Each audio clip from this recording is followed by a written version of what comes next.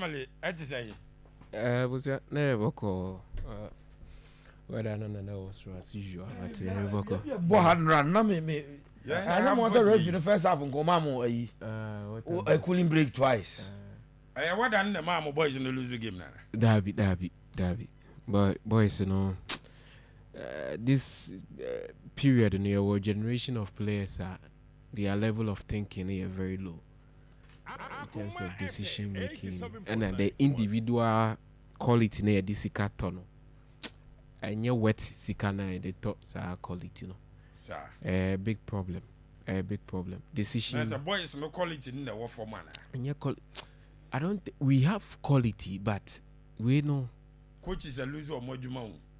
We know. You see, maybe football near start here. Apart from there, you know, Nina players in a juma on the field of play. Oh, he clips na. Winya Bobby about to the moon. BT number 3. Oh, baby, I will do no basis stress. You cut back. So when you have clip na you Zito ko. Then you know more. Oh, you know, partly they have a hand in it. Untimin kase nyomwa because I'm more recommended players. I want to share training drills. I say so you can't say you know can be. Said the ODB feed on kwala a check and sana will be at me a year free man sana. But the certain decision making was terrible. I know in the first half we should have been up by 2 goals. In the first half, but boys not Anya there then. There's a goal scorer and said the people can say Fred National Conference. And in American and American. Now the only the Ghana Premier League top scorer has 10 or 11. After 11, I think 11 goals. After 25 games. We come penalty by 6 and 5. Was 4 penalties. Anya proper. Players we no more a league. Now also me ball league in the best 6 years. And son of mine arrived for any conversation of transfers. Sir. Because my players are for Kobna, Thomas Abemu, Mustafa Sumam, no. Ebi mo almost 20 goals a season, but Nyansana or they year born, what you say? Waiting penny for the but we did most of them. Sana Mihuno. Decision making, no, don't be able to because. You go through training sessions now who the coach in a situation happen out to all kinds of training or so money say. In the end as I told me blame coach I am because so training grounds even dressing room pep talk do catch no more corner who the omo you can't blame the coach. That is why sometimes I come here and defend coaches because the catch and a coach don't mean wrap back and zoom go Inti etomre bi ana coach no I no more because you who players by who guys Bella goes you be share no against the Diana so obenya pemame fe oh yeah sure say Prosperity na ka chance almost abon Prosperity ni mu hwe but we no me and no referee took over at some point Okoto oh onya de wasa or is a disgrace to the Premier League. Wasa. Okay. Nice. And yes, we see more. But wasa decision be o take you know. Ojuno one tiase. Ansu ako airboy head the ball my ball kono say the colleague and the sportsmanship. Ojuno nchen attending to player. Out of nowhere was a red card. The same incident happened before Kwame Pope. Menoka say any ancestor ahono. Obi so permanent am out of form. And I was a foul with Yakwampugu. When we are street worker, and your violent conduct. And then you say, what did you attempt? Messi referees, Mombrana, when they are born, and your secret document, and you're gonna go there, dear good vote to be me and say, oh, man, Penny and Crawford or password. I know, yeah, where do be a kind? You just interpret the laws of the game. Inti Okoto no one be the young apostle aha. I think that has a full game bigra. I think he was the man. Okodi obedi match bisa young apostle he was the man. Ye train ablo to wha I will box you more say nya penalty last minute okoje penalty. So players no had the chance in the first half. But Oman take it. Kotoko ye be this season. Oh, abusia me dey say kura me home family. Sisi no me home family. Me home family seriously. I'm not well because there are certain things. It is say that mommy jai training come because omo chere coaches in chere. But so omo de be ya adwuma no. Ohun. Ana team ni here Twitter over ho. That be on say to say wo chere de ya. They were born no am na zero no feeling no more maka no. But football no is not like that. The coach will always be blamed because certain decisions be first half now we should have scored 2 goals. Stivo home fa no Kotoko ya ma na yare. We dey na ma dwene ma so. Kabi mami Ansu incident ni bia want to be so sure say we are na say fufuro bia. Okay, my ball nko soro no mu dwiri na me ha de. Eti me nim say we are na say asem fufuro si ya. So how is this a record? We are no man record. Sir. Any bia player na kan bibi. You say when na me this side. Meto. Nti Ansu na ko gina ball. So be a okay, but referee no ba wan fa card wa ma with card. Dabi. But I'm so be hu say boy na pra on. Fourth official no say guy need bleeding to record. No be proud park so na moje ba a record. Because the jump who got the ball? Foul. Ansu na head the ball. Ansu no class Ansu foul mbo. Kabiru keep us on that incident. A goal kick no je. My incident because ball ni. Yes. Kabiru mo nko wiem bio. As I'm telling the any. So first ball na Ansu. Any. Eshiri na we a premier. And Ansu got the ball. So the ball foul. Ball no call the direction of the Ansu three corner pen ball no. Aye. Okay, the referee my record for the said they. Because already at time Carola player not off from now Sujina Nenchen. And now what can be? One carry. Said you know Jones apart from say before so what they call. Apart from say referee no be say bia and we kwa say nya yenye foul to better no ko di referee atam. Because yenye foul nti Ansu na ko di referee atam e go kick. And wo call Nenchen. The referee be hu say mo je ba no. Minim say bi o ma sesa mra ne say uno bi kota na mo jaba e ma record ya. Because referee nankasa in approaching this one and they went in there and Ansu got the better of it on a high day ball. O de referee we be order ni sabeche goal kick. Into aji goal kick. And one so be so once you be confirm you need to go there. Okay, so Kabiru is giving us a different close angle. Let's see. Yes. One say any open ball. Okay.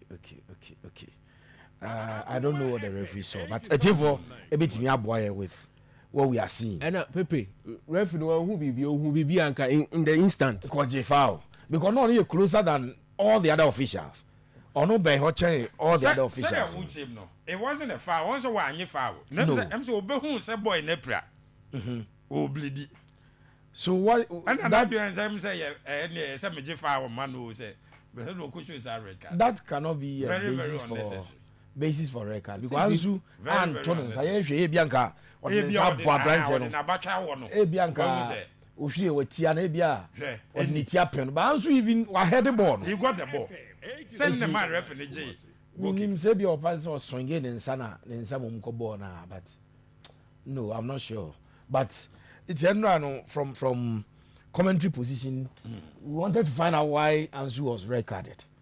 A lot of people are bashing the palm. Me sure someone on social media mo bashing the Ansu and akwaje red na somebody go back to see akwaje red no. If you see because the game was not live on TV. The problem with the league is that if you describe why the red card came about, they can't differentiate even describing the situation and passing judgment. Eti Kotoko handle no quite mean report. No one say ma who say last minute you know what they wrote they say Kamara goalkeeper Kamara record has been recorded full time after full time. But who follow Kotoko trader handle that who want the cry you see Kamara and then Martins almost say Olomo ko je referee record no say no Olomo record na we dey actually Kamara see the Olomo je record almost akwaje record in the adwane so dey in the show Kamara and I will show Kamara we no Olomo say assistant referee no obi ntebi akwaje assistant referee dey ba akwa na say one point game no obi say why didn't take Abet penalty why do you show Ansu record tell me why no man I say I'll report you to the FA no say why come why record enti Ebsapeni kakra score lines Kotoko defeat no. Disappointment be. Disappointment. Mediema. And he's all war with them. How can he be well with them? What is it? What is the problem? The last 18 points, Omonia 3. The problem is that the coach is misfiring. But still, Omoda so that top. I don't know. That tells you how poor the league now is. Now, Rav, summarize it. Catch us. The penny ain't you be beer.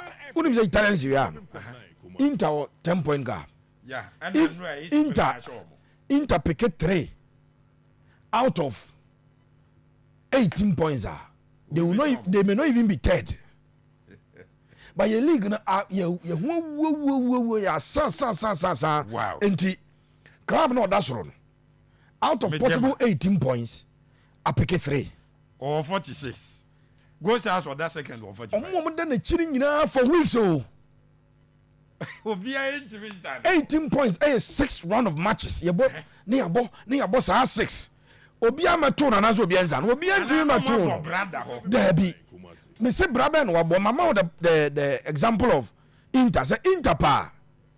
On next 6 matches.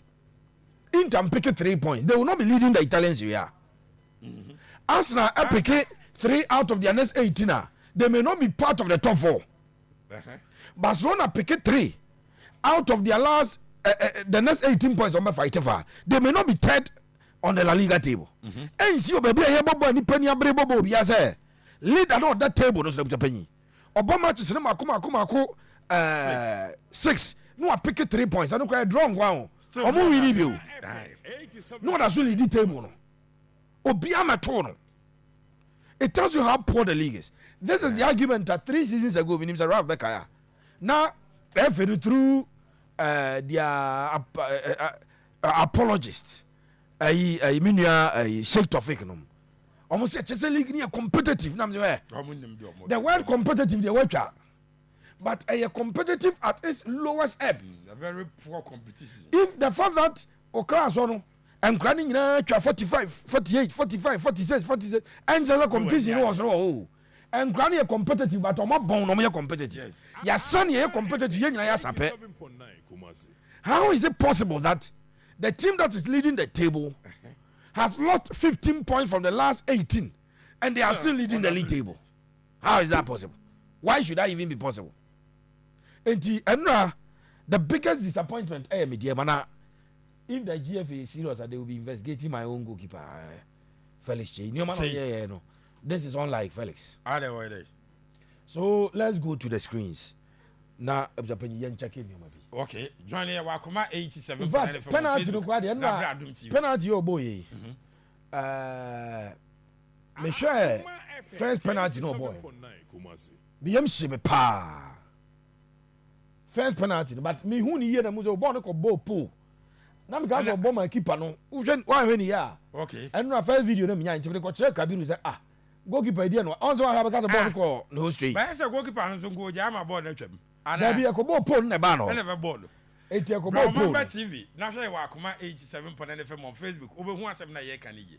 Hwe ni ye pepe. Ball no kobo pole.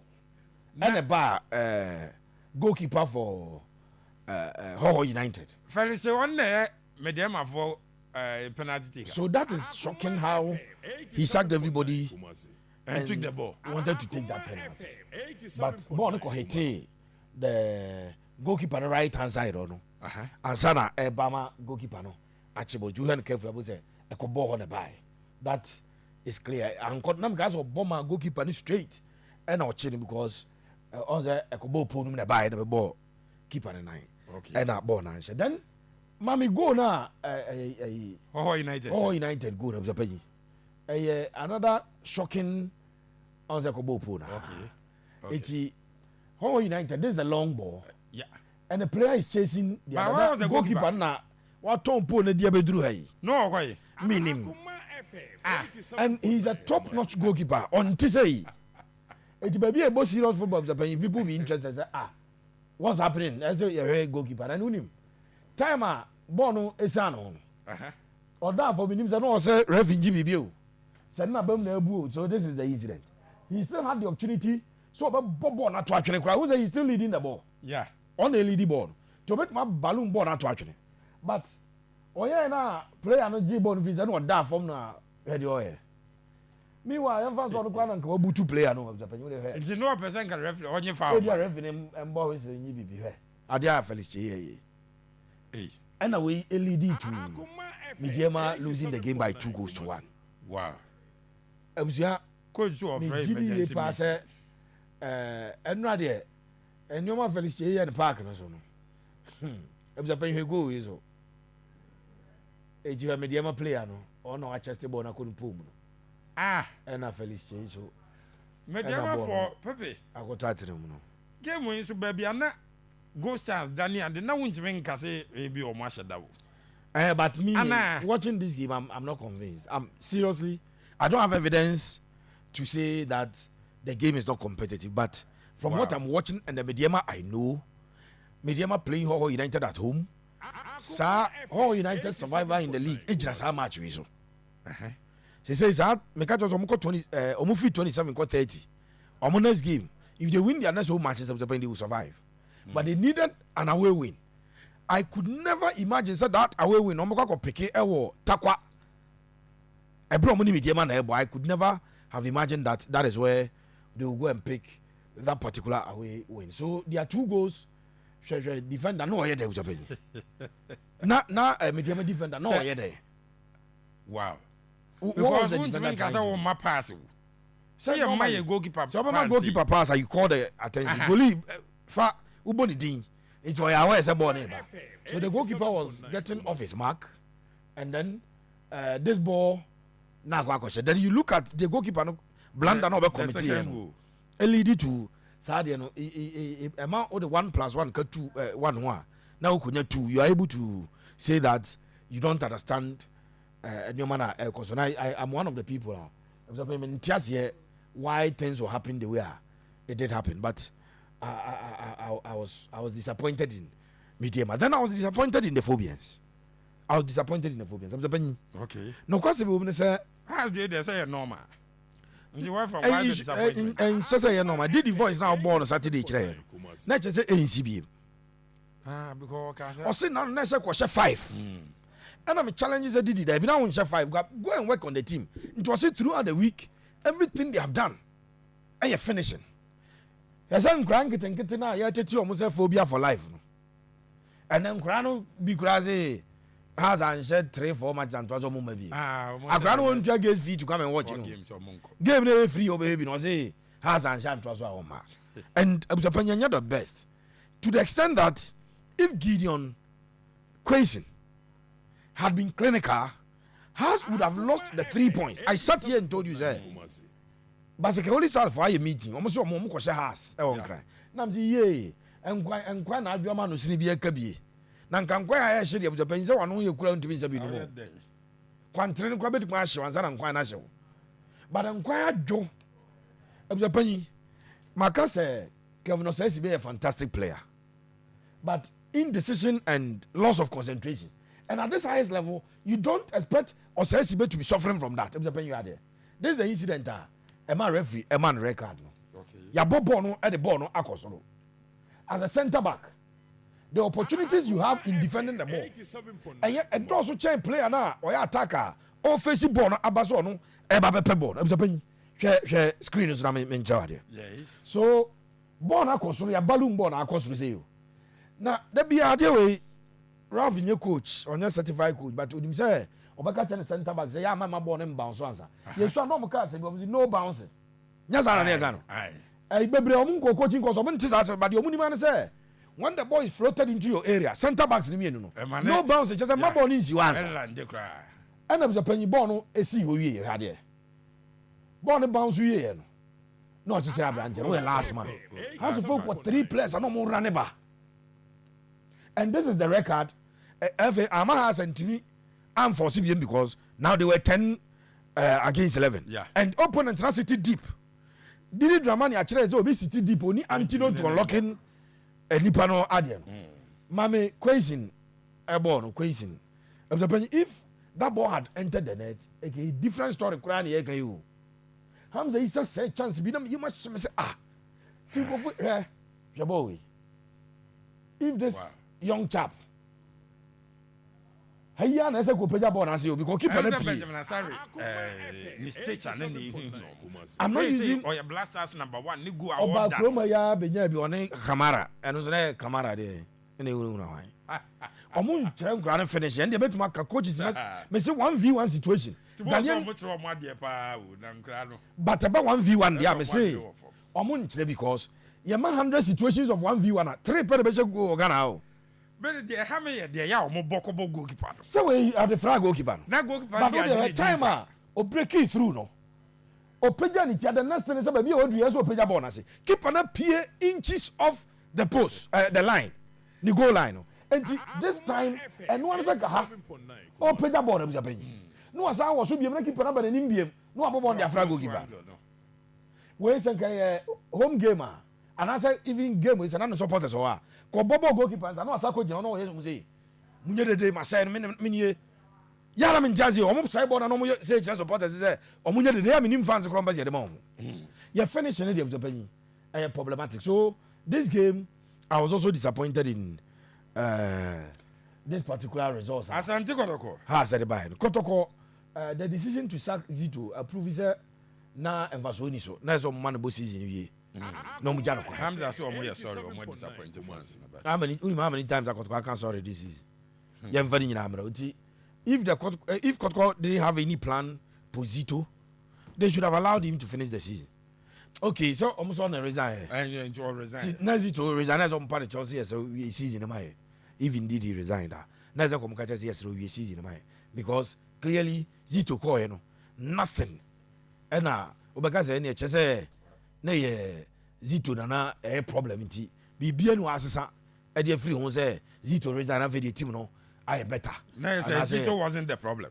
He was a problem but okọ e bibia ansesa so you mean he wasn't there be just say he so now you're part of it but you're not the main problem. Oh and there's so be anything that says Zito is the main problem. I'm because saying say o man resign said o mo kan na still team no struggler na team na struggle that all so na team na struggle yes na team na here anyway you na free one to say Chelsea for example we can say whoever took the decision to change Chelsea coach no wanya dey because na coach back no ya dey change the obai but when Zito ya dey change we be but then just Zito so na here Brian onye season ya na oh na ntiko to bet ma san saki we so before from that season why can they area gala no mo bo o boy area gala doom for ma me ncham na nje na Kofi o timi the coach bo first match ni a show no apam no now they can come do no afa second coach now abebo second match no apam no afa third coach abebo third match o ma bo three matches only 3 coaches doom na nje na Kofi ma me ncham minia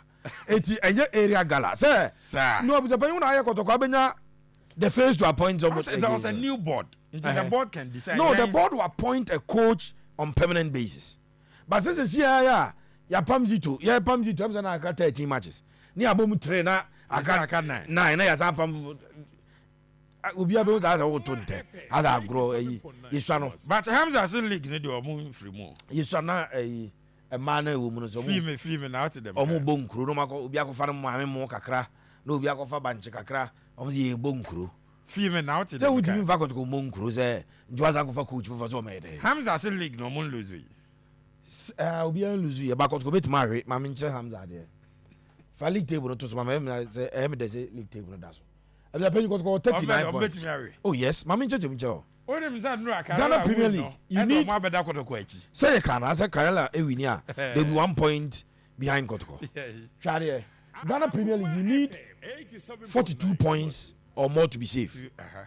As we speak, Kotoko 39. Now, Karela 38. A win at the Ombisa Kotoko.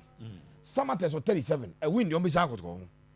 34 for in the penny. Omu win here. Omaba das and Tiko 37. And Kotoko Crown on your safety and castle as them. Sir. Yes. You bet to relegation. As say, I know Kotoko not be relegated, but on paper. So, on paper, yes, you lose league now. On paper Kotoko nyanye is safe e league na so okay say how United to be call takwa kwa media ma if anything if it is anything to go by now how United they consistent ni 30 points no onya 3 wins at the Kotoko say nya dey informa no yeah so on paper Kotoko can still win the league on paper Kotoko could still be relegated. That is the truth of the matter. So Kotoko bet match league, yes, that's on paper. On paper, Corona Kotoko bet match relegation. And if I'm in position of authority at Kotoko, I'll be interested in getting the team to safety than thinking about winning the title. Where next 2 is a resume league now. Nations will come and sit deep because they know if they sit deep, Kotoko will not win. Team bi o baba Arabia, team bi o conquer bia ekodo decide say or close game or ball low block. They are sitting very deep. Both Kotoko has they cannot win. It's not Kotoko nya 1 or 40. And I Kotoko away and akoshe no. No obiasa be sit deep no about draw no nya 1. No, how do we talk about winning the league? Omo ebet maka winning the league when you have shown consistency. To say Gold Stars. Next week like we say what's their name? Gold Stars. Only dreams. Anti dreams version. Now Gold Stars have both. You know no ashe. So we can say that Gold Stars will win the league because in their last 15 points, I'm fighting for 12.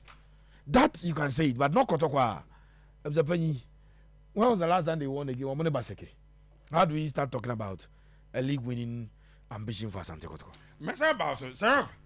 What can I say has special? Has seen me. Nkoye, the last 4 home games, scoring a goal cry a problem. What is it? Hey, day. Did the backup brother? And say, now some more canning in say, coach, the old you training. The park and they will say, decision making is not in your hand. Coach, you are throwing the boys under the bus. South Franca brother Kuno. 3 goals and covers of my rescue us. Why? Sarah, where to the open? In